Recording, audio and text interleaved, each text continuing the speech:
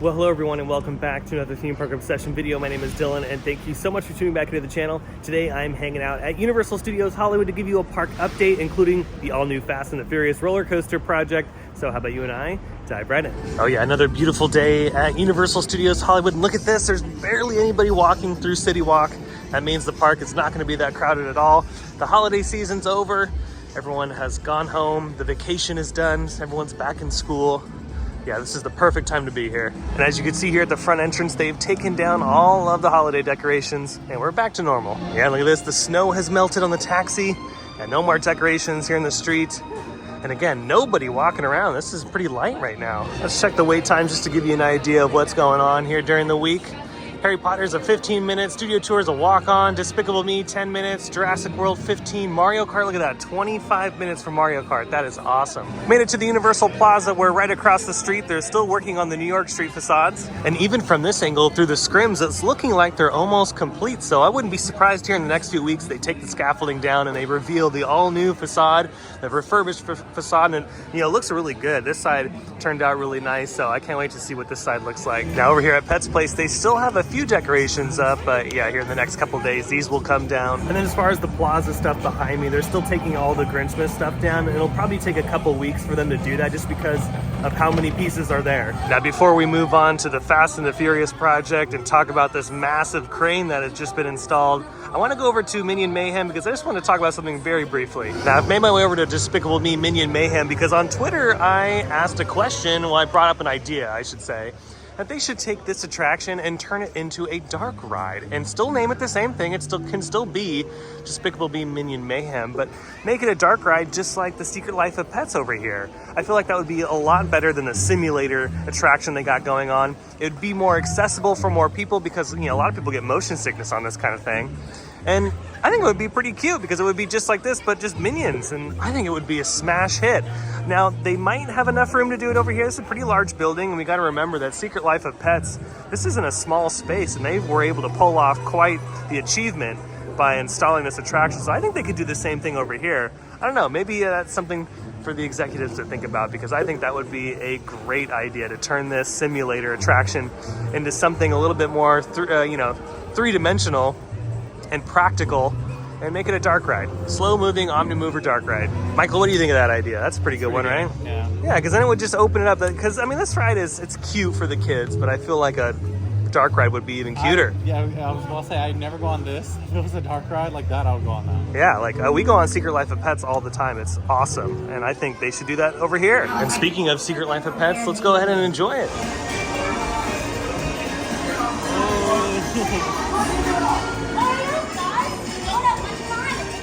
And in dog years, that's even less fun. Some of us get super cool high-tech drunk.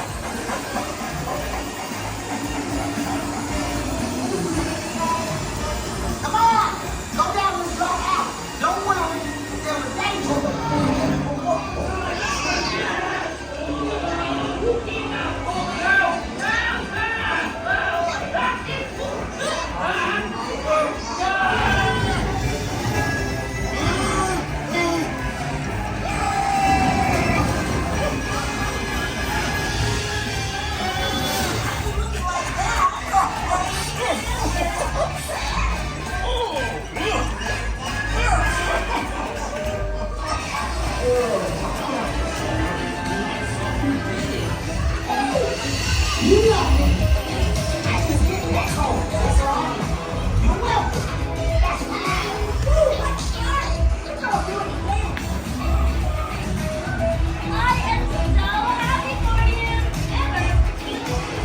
Just got off Secret Life of Pets. Always a great time on that attraction. Still one of the coolest little dark rides that Universal has done in a very, very long time. And I hope they do more of those in the future. Well, let's make our way over to the lookout here and see what's going on. I hear equipment, so they are working today. Yeah, a lot of dirt moving action over in this corner.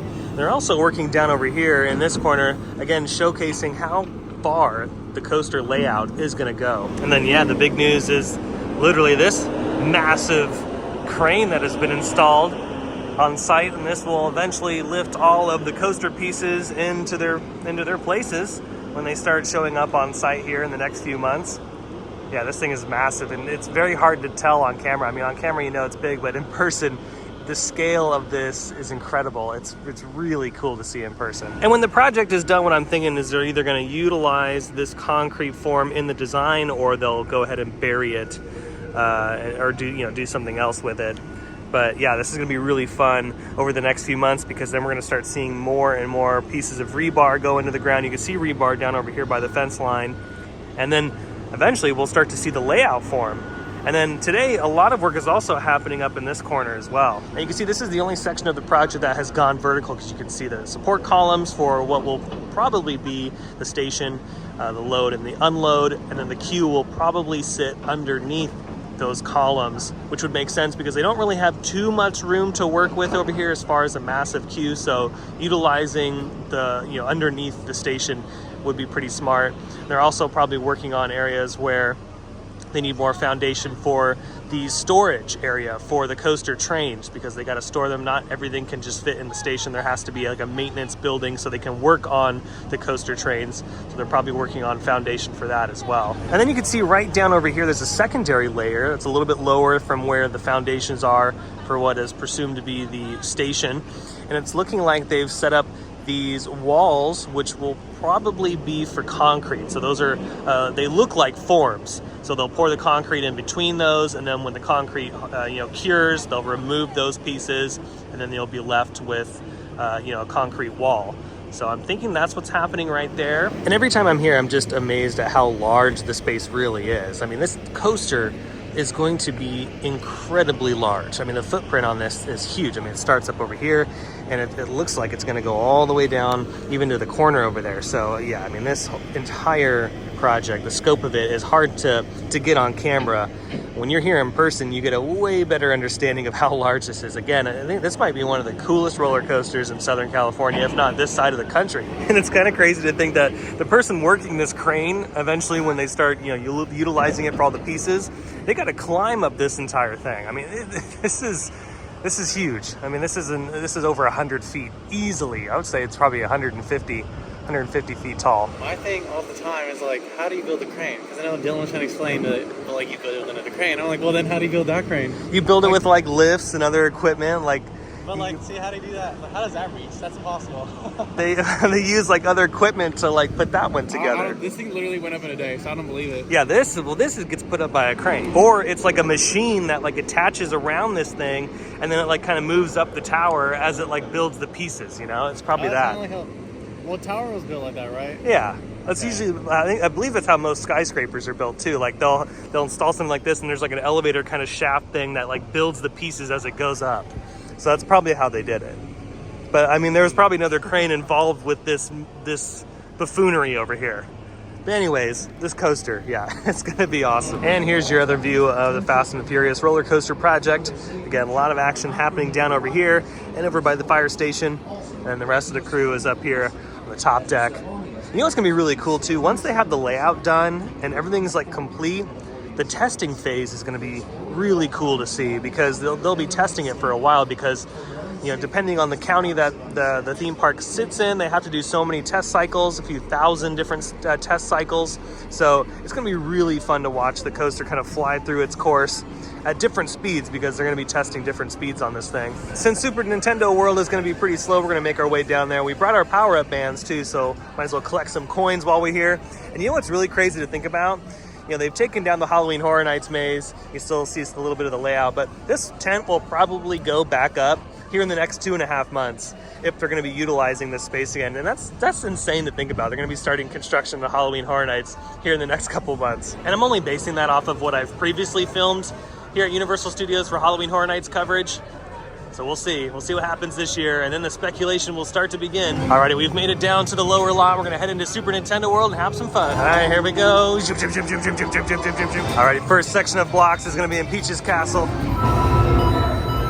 I think we're gonna go for hitting all the blocks in the land. It's always an easy challenge to get, and it's repeatable can do it every single, I think it's once per day. So every time you come here, you can do it and get extra coins. Okay, we hit all the blocks over here, so let's make our way outside and hit those ones. Oh wait, we gotta hit that one too. And don't forget, you gotta go inside Toadstool Cafe to get some achievement coins in there too. Sometimes you get a little gift, or sometimes you get a stack of coins. All right, let's see. I'm gonna go ahead and choose the small present.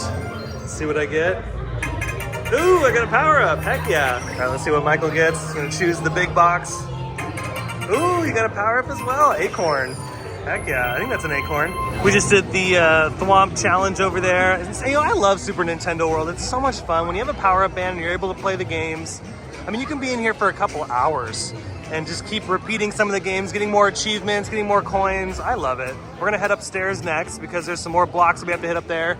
And I think we're gonna do Bowser Jr. Challenge in a little bit too. All right, so much fun with Bowser Jr. Challenge. We're gonna play one more game before we head back upstairs. And that game is the Koopa Troopa Power Punch.